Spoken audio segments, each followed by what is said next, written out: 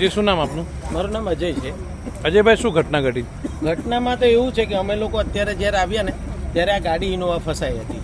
એટલે એ લોકો તો ગામ દ્વારા અમે બધા છોકરાઓને ફોન આવ્યો કે ભાઈ ગાડી ફસાઈ છે, કાઢવા માટે આવ્યા.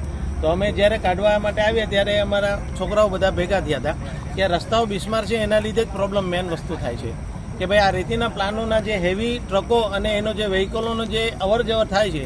આજે 3 મહિના પહેલાં જ્યારે ગામમાં ઠરાવ થયો હતો કે ભાઈ કોઈ પણ જાતના રેતીના પ્લાનો ચાલશે નહીં. ટીડીઓ સાહેબ દ્વારા અમને બાંહેધરી આપવામાં આવી હતી.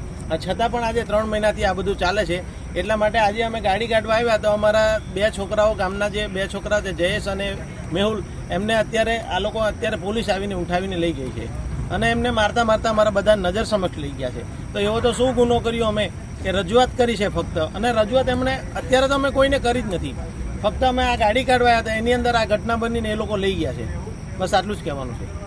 ભાઈ, શું સમસ્યા થાય છે અહીંયા ને શું કારણે બધા ભેગા થયા?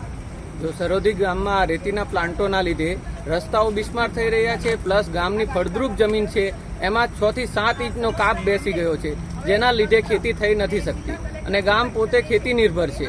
જો ખેતી જ બંધ થઈ જશે તો લોકો કરશે શું? આ માટે ઘણીવાર નિવેદનો આપ્યા છે. કલેક્ટર ઓફિસમાં પણ અમે અરજી કરી, ગ્રામસભામાં પણ કરી, પણ એનો કોઈ યોગ્ય નિકાલ આવતો નથી. શું નામ આપનું? મેહુલ ચિહલા.